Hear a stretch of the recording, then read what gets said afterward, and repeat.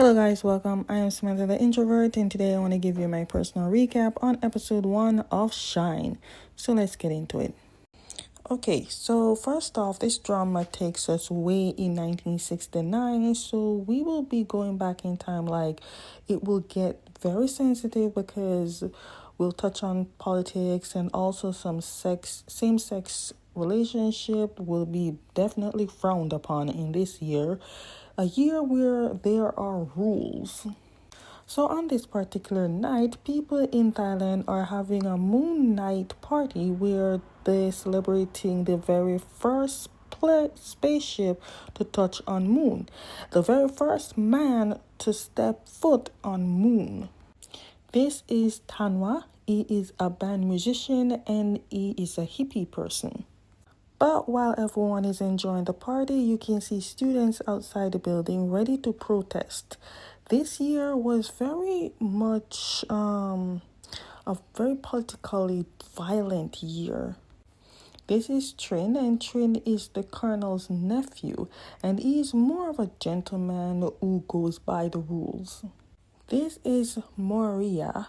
She is the party goer and the one that sets life to the party. This is Victor, and he's not a part of the party. In fact, he's a part of another side of a party, another kind of a party. Honestly, I won't be naming a lot of people, but just the ones that I know you will be seeing more often in this episode. So everyone is definitely enjoying the moon footage and seeing the first person to land on the moon. Moira is translating everything to everyone because the footage is in English. My question is though, where did they find the vintage TV? While everyone is enjoying themselves and all that is happening, Trin is enjoying the music.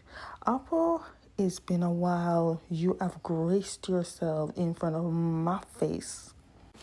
I mean, it's not like Tanwa is not noticing Trin, but Trin is unaware that Tanwa glaring at him. Now, I believe this guy is Naran, and his presence will be getting everyone talking about him. Now, at the time I'm recapping this, the drama is already at episode 3. So I know what I'm saying when I said this guy will be the talk of every part of the show. Anyway, someone asking Moria about Trin because he is a new face to them. And then Moria told the guy that his name, where he's been, and who he's related to, which is he's related to Krellert. This is Tanwa's father, and Tanwa and his father do not have a loving father-son vibe. I guess Tanwa's passion for music and his path of being a hippie is not what his father likes. Trin was getting ready to leave, so he left, but accidentally got spilled wine on his shoes and asked Victor to clean it for him for extra money. But Trin doesn't know that Victor doesn't work there. Victor didn't tell the man that he didn't work there in the building because he wanted that extra money.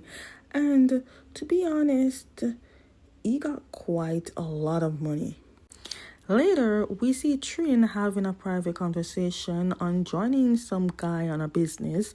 Originally, Trin was offered to the opponent side, but Trin chose this side. Now, honestly, it's a political thing, and I don't really understand it, so I'm just telling you exactly what I feel is what's happening.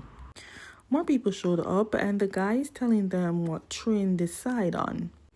Meanwhile, we see Victor, who snuck in the building as disguise of working there so he can go in the back of the building to open it up to let the others in, as the others are protesters. Yes, Victor is in the protesters. They made it in with their signs because apparently they are protesting against the political people about land and plants. Meanwhile, in the building, word of the protesters inside the building reached Krellert. Nathan sees Krellert acting a bit odd and he's suspicious. Kriller then went to where his nephew is and heard of his good news offer. And now, after that, they decided to leave because they heard the protesters. And even though Kriller said he can handle it, they don't want to stay. Kriller tells Trin to go home because the party will be wrapping up soon, but Trin says he's been wanting to travel around Thailand ever since he left and come back after 9 years, so he wants to take a time and just stroll. Kriller then gives him that wish, but also tells him to be careful. When Trin got out, he saw the protesters who is attacking the police, and now the police is attacking them back.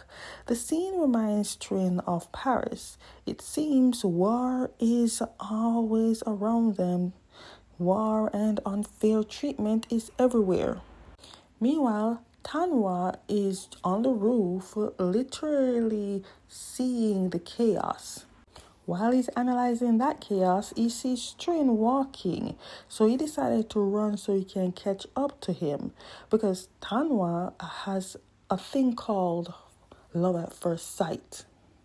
Then we see Krylert being approached, informed by his comrade about his anniversary with his wife. Krylert tells his comrade to get his wife roses, but also tells his wife that he won't be coming home early due to work. Krylert then went in a room and played a piano. Yeah, some work. Ma'ara sees this and knows Krylert very well to know that he always plays the piano. But what else does she know about this man? While walking, Trin spotted a vendor selling his favorite snacks and got shocked by the price itself. And in comes Tanwa smiling. Tanwa smiles a lot in this episode, which makes me wonder if it's his way of probably hiding his fears. Well, anyways, Trin was not focusing on Tanwa and he got his snacks and left. I think that kind of hurt Tanwa and he also left. Then Trin bumped into Victor and found out that Victor is a part of the protesters. Victor ended up running away because of the police, and then Victor ended up dumping all the posters with Trin to not get caught. I don't know who this guy is, and not yet, but he is very invested in Krillert. Krillert went to the man, and I am trying to think that either he is the father-in-law or his father. When Trin got home, he showed his uncle's wife a snack, but also she noticed that Krillert never came home with Trin. Then came the comrade that Krillert told to give his wife the rose, but instead he bought tulips. Apparently, Krillert doesn't even know his wife well to know that her favorite flowers is tulip, not roses. But the comrade knows, which could mean the comrade been delivering often to the wife, and he studied more about the wife than Krillert would. That also means that maybe this comrade likes Krillert's wife. If so, Krillert might be losing his wife pretty soon to another man if he's not careful. Just then, Trin sees all the food on the table and started asking if he can eat because the event served him bland food. It's a way of saying that he wants to make her feel happy. It's working. Then we see Victor went home and he sees his mother and told her about his extra money earning, which he gave all of them to his mother. Also, it seems she could be doing a single parent and owned like a restaurant, not like a big restaurant though. Big misinformation because Victor went into another room to see his father. Now it seems his father is a big alcoholic and they speak different language. Later on in the night, Krillert came home, and of course his wife knows because she was not asleep. Noran seems to be either a reporter or just a person who just likes to take photos every day in general. Trin seems to be missing Paris, or who is in Paris, because he went there for an internship on a scholarship, and fell in love. But they both know they can't stay in this relationship forever because one day Trin has to go back to Thailand. Or it could mean that Thailand and Paris are not on good terms because they ended their relationship and never even tried to do a long distance relationship. Also, Beyond Cloud ever since Ken Porch, your shows are dark, man. No, literally, it's dark. Not the theme, but the film. The next day, we see Trin at a place with his friend. His friend brought him there to do some business deal, and the person Trin wants to meet is actually there.